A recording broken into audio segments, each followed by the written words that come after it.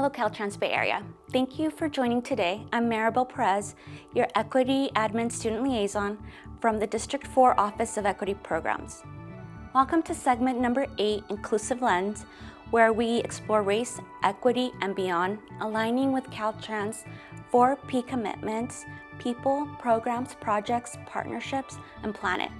An inclusive lens prioritizes diversity, equity, inclusion, and belonging by integrating the perspectives and needs of all individuals, especially those from marginalized or underrepresented groups.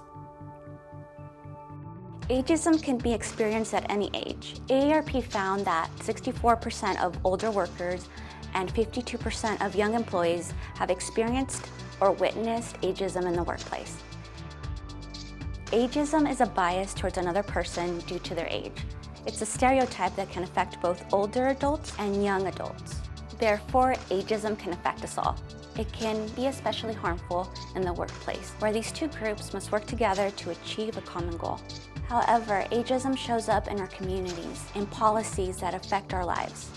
Ageism can be expressed at 3 different levels within our society. First, the micro level, which is individual.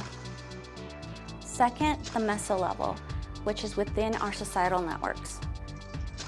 And lastly, the macro level, which is systematically embedded in our institutions and our society. Ageism limits opportunity for collaboration and growth. Worst of all, it denies us all dignity, and it stands in direct opposition to equity by creating barriers to inclusion and belonging. So what does ageism look like? It can best be seen in workplace systems and in choices that leave people out based on a stereotype.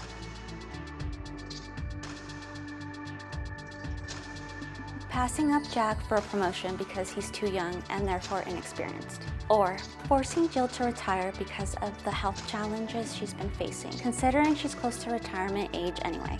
So how can we be allies in pushing back against ageism? First, identify your own internalized biases. Ageism is often invisible because it's caused by a cognitive blind spot, which is based on a lack of information and experience. It's very common, and it affects how we see and treat others, often without realizing it. Once we are aware, we can start to gently call out ageism and help create a culture of awareness and positive change. Second, knowing that our attitudes and language matter. By choosing inclusive words and actions, we build a welcoming environment for everyone, no matter their age. Finally, recognizing that aging is a universal experience. We have all been young and will inevitably grow older. Therefore, the culture you create and the effort you put in now will have consequences for the way you will be treated in the future. Let's continue to strive towards our Caltrans goal of advancing equity and livability by putting an end to ageism in society and in our communities. Thank you.